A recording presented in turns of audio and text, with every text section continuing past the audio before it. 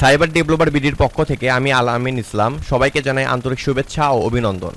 Cyber developer বিডির client এরিয়ার interface পরিবর্তন হওয়ায় অনেকেই ক্লায়েন্ট এরিয়া ইউজার পাসওয়ার্ড পরিবর্তন করতে পারছেন না। আজ আমি আপনাদের সাথে শেয়ার করব কিভাবে সাইবার ডেভেলপার বিডির ক্লায়েন্ট এরিয়া থেকে ইউজার পাসওয়ার্ড পরিবর্তন করবেন। তো ইউজার পাসওয়ার্ড পরিবর্তন করার জন্য সর্বপ্রথম সাইবার ডেভেলপার বিডির ক্লায়েন্ট এরিয়াতে লগ ইন করতে হবে। লগ ইন করার পর এরকম একটি ইন্টারফেস শো করবে।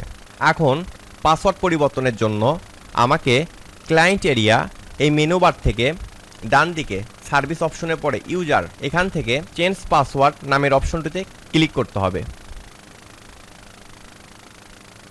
ক্লিক করার পর চেঞ্জ পাসওয়ার্ড নামে এইরকম একটি ইন্টারফেস শো করবে।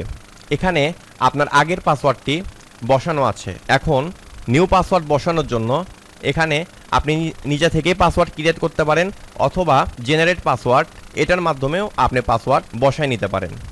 তো আমি এখন এই পাসওয়ার্ডটি জেনারেট করে নিছি।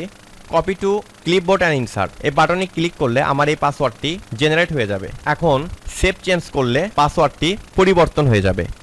এইভাবে খুব সহজেই ক্লায়েন্ট এরিয়া থেকে আপনার পাসওয়ার্ডটি পরিবর্তন করে নিতে পারেন।